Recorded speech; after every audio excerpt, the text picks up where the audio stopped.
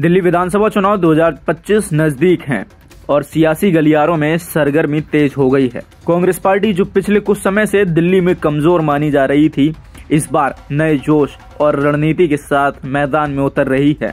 Congress party इस बार अनुभवी नेताओं और नए चेहरों के मिश्रण के साथ मैदान में है। पार्टी का मानना है कि लोकेंद्र कल्याण सिंह जैसे युवा नेता जनता से जुड़ने और उनकी समस्याओं को समझने में अहम भूमिका निभाएंगे। वहीं आपको बता दें कि लोकेंद्र कल्याण सिंह ने हाल ही में मीडिया से बातचीत करते हुए आम आदमी पार्टी पर जबरदस्त हमला बोला है। उन्होंने क्या कुछ कहा, आइए आपको सुनाते हैं। जी हाँ, मैं चुनाव की तैयारी कर रहा हूँ, कांग्रेस पार्टी से हूँ जी। और तिमारपुर विधानसभा है, उत्तर पूर्वी दिल्ली लोकसभा में लगती है जी। चुनावी मुद्दे कई हैं हमारे पास, चुनावी मुद्दों की हमारे पास लंबी फहरिस्त है, क्योंकि ये मैं कहना चाहूँगा कि आम आदमी पार्टी की जो पिछले 10 साल से सत्ताधारी है दिल्ली में, इनकी विफलताएं हैं। नहीं तो इतने मुद्दे आज हमारे पास ना होते। सबसे बड़ा मुद्दा हमारे पास जो क्षेत्र के विकास कार्य रुके हुए हैं, जो कांग्रेस के समय में विकास कार्य हुए थे, करीब 900 अनाधिकृत कॉलोनियों को जो है अधिकृत किया गया था। करीब 45,000 फ्लैट्स बनाए गए थे, गरीब आवास बनाए गए थे, जो इन लोगों ने रोक रखे हैं, इंस्टॉल करे हुए हैं। और चूँकि मैं एक वकालत की पृष्ठभूमि से हूँ, मैं सारी चीज़ें समझता हूँ। लोगों के हकों को, उनके अधिकारों को समझते हुए जितने भी कदम मैं उठा सकता हूँ, यदि मुझे तिमारपुर की जनता मौका देगी तो अवश्य ही उठाऊंगा।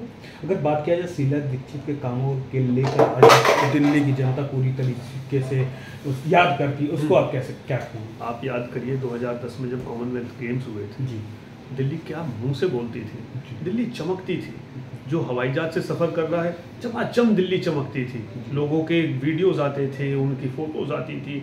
और जो सड़कों पे सफ़र करते थे, जो अपने घरों में साफ़ सफाइयाँ जो गलियों में होती थी, जो मेडिकल सुविधा, जो 5 लाख रुपए का फ्री इलाज भी जो है दिल्ली के जनता को, वो भी शीला दीक्षित सरकार ने दिया था। ये सारी जो जितनी भी स्कीम हम लोगों ने चलाई थी, उन्हीं स्कीमों में से इन्होंने जो है अपने नाम बदल के दूसरी स्कीमें चलाई, जो बीच में इन्होंने बंद कर दी।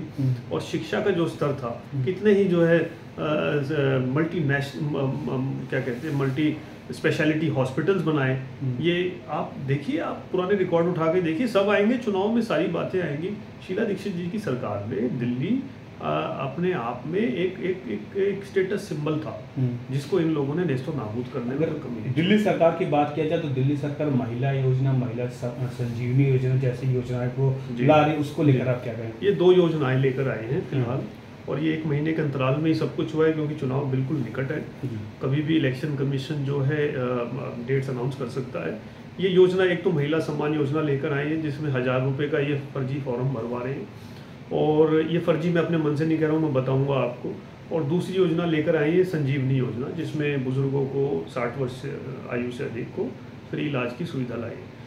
और 25 दिसंबर को, इसी महीने 25 तारीख को, परिवार स्वास्थ्य कल्याण विभाग और महिला कल्याण विभाग द्वारा, ये 2 अलग विभाग हैं, प्रकाशन आए सभी अखबारों में, सार्वजनिक सूचना साझा की गई, हिंदी अंग्रेजी सभी माध्यम के अखबारों में, जिसमें आधिकारिक तौर पे कहा गया है कि इस प्रकार की कोई योजनाएं अस्तित्व में नहीं है, अधिकृत नहीं है।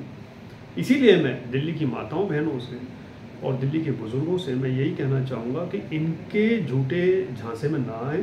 यदि कोई आपके दरवाजे आता है और ये वाला फॉर्म लेकर आता है, जिसमें कि 1000 रुपये का आपसे जो है वायदा करके और आपका ब्यौरा लिया जा रहा है, जिसमें कोई बैंक अकाउंट नहीं है, इसमें सिर्फ जो है वोटर आईडी और आपकी फ़ोटो और आपके घर का अता पता लिया जा रहा है, वो सिर्फ इलेक्शन डाटा कलेक्ट करें, तुरंत 112 में कॉल करें। कोई आम आदमी का कार्यकर्ता, कोई आम आदमी का नेता आता है, तुरंत 112 में बेझिझक कॉल करें। निश्चित तौर पर इन पर पुलिसिया कार्रवाई बनती है और होगी।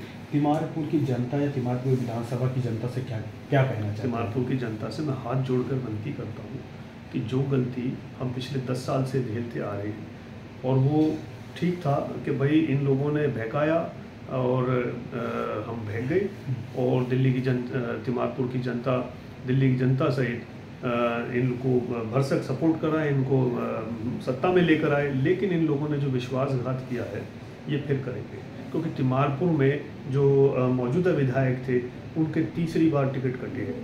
पहला कटा, दूसरा कटा और तीसरा कटा है। अब जो चौथा आदमी उन्होंने जो प्रत्याशी बनाया है, वो बीजेपी से इम्पोर्ट करा है। वो बीजेपी में था, बीजेपी की विचारधारा से जुड़ा रहा है। आने वाले समय में अगर गलती से, जिसकी कोई संभावना दिखती नहीं है निकट भविष्य में, गलती से अगर 1%, 0.1% वो चुन के वापस आए वो फिर बीजेपी में जाना है। तो ये तिमारपुर की जनता की आम वाणी है, ये वहाँ की आवाम अपने मुंह से कह रही है कि इस बार हमको कांग्रेस को लेकर आना है। इस बार तिमारपुर की जनता को जागरूक, अपने आप ही जागरूक है, मुझे ज़्यादा जागरूक करने की जरूरत नहीं पड़ेगी, खुद ही जागरूक है। वहीं आपको बता दें कि दिल्ली की राजनीति में इस बार आम आदमी पार्टी, भाजपा और कांग्रेस के बीच त्रिकोणीय मुकाबला देखने को मिल सकता है। जहां आप सरकार अपनी योजनाओं का गुणगान कर रही है, वहीं कांग्रेस जमीनी स्तर पर काम करके जनता का विश्वास जीतने की कोशिश कर रही है। दिल्ली का भविष्य तय करने के लिए अब जनता की बारी है। इस बार हाथ को जीत मिलेगी, जवाब 2025 में मिलेगा।